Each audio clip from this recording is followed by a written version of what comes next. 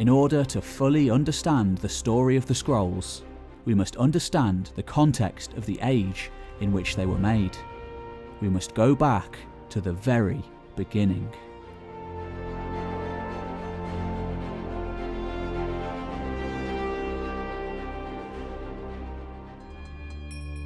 The Jews are an ancient people. Their roots stretch back thousands of years into the past, further back than most.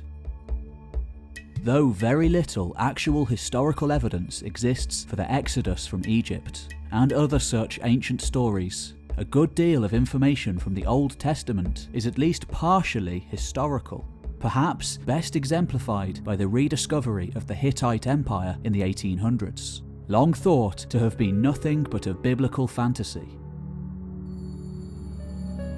Arguably, the first verifiable period that we have evidence for is the pre-monarchic age of around 1400 to 1000 BC, a time of wandering peoples and warring tribes.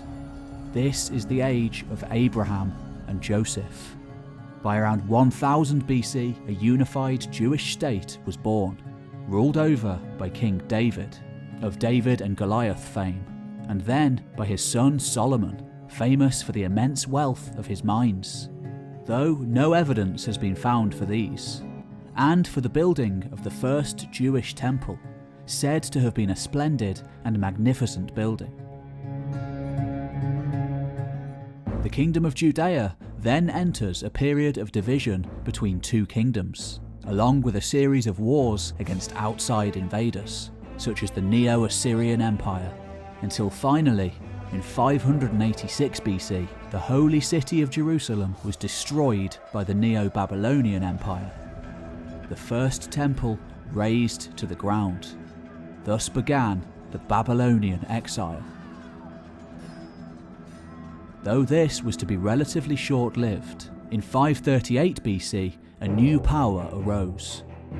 Far from the slave masters portrayed in Greek sources, Achaemenid Persia under Cyrus the Great was an especially tolerant empire, allowing the Jews and various other peoples enslaved by their predecessors to return to their homelands. Work soon began on the construction of the Second Temple, along with another 200 years of self-rule.